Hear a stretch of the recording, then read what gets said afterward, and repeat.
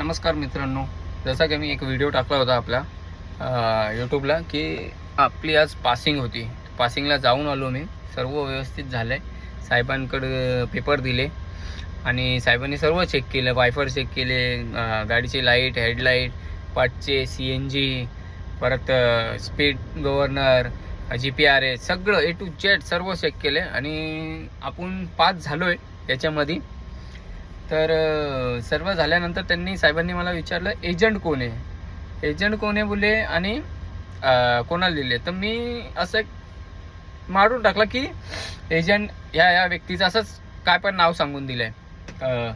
तर ते बोलले 2-3 वेळा विचारलं कोण आहे. मग मी सांगितलं की असा एजंट आहे. मग त्यांनी पूर्ण बघितलं, बाटला पासिंग बघितलं, सर्व म्हणजे आपलं सर्व काम झालेलं आहे. आता फक्त बाकी आहे तर ते पैसे. तर त्यांनी समोर एका व्यक्तीला, त्यांच्या समोर ते असते दलाल बसलेले, ते तिथं बसला होता एक मुलगा, त्याच्या हातात पेपर दिले आणि मला बोला गाडी घेऊन पुढं थांब. मी गाडी घेऊन पुढं थांबलो, गाडीमधनं उतरलो. तो पोरगा आला, मला बोलला की आहे ना कोण एजंट आहे. मी एका व्यक्तीचं परत नाव सांगितलं, हे हा एजंट आहे, असं आहे करून. त्यांनी मला पैसे विचारले, किती पैसे दिले का एजंट. मी तर एजंट कोण काम नाही केले.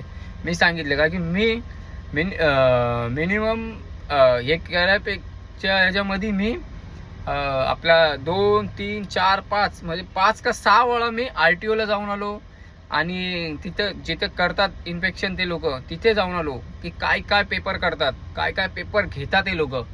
सर्व बायोडेटा पूर्ण नॉलेज घेतला. पूर्ण सेम टू सेम मी पूर्ण बंच पेपराचा तसाच बनवला, सेम जसा आहे तसा पूर्ण बनवून आज जाऊन दिलाय. आत्ता माहिती नाही. तर ते मला बोलले याच्यावर नंबर कोणाचा आहे. मी बोललो माझा नंबर आहे. तर तो समोरचा व्यक्ती मला बोलला की तुला एक फोन येईल. आता बघूया फोन कधी येतो. फोन आल्यानंतर ते काय बोलतात ते मला तर माहिती आहे. तो फोन कशासाठी येणार आहे, पण मला यायला तर नाही पाहिजे का की त्यांनी पूर्ण बघितले गाडी आणि आता तर ते नापास करू नाही शकत का की गाडी पूर्ण इन्स्पेक्शन झाली, पेपर सर्वे बघितलेत.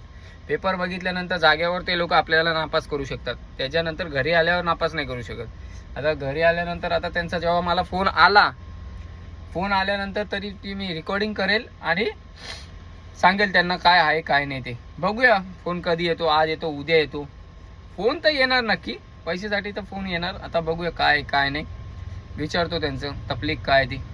चला तोपर्यंत नंतर व्हिडिओ टाकतो आणि सर्व झाल्यानंतर मी तुम्हाला कळवेल की माझं काम झालं आहे, पासिंग झाले. आणि कोणाला पाहिजे असेल तर मला सांगा, मी सर्व तुम्हाला आयडिया देईल कशी पासिंग होईल. एजंट लोकांना 5-6 हजार रुपये कधी देऊन खर्च करू नका.